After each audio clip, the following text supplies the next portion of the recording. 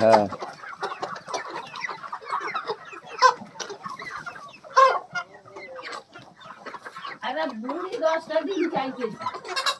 ডিম বলো এখন ডিম হবে না, বলো এখন ডিম হবে না।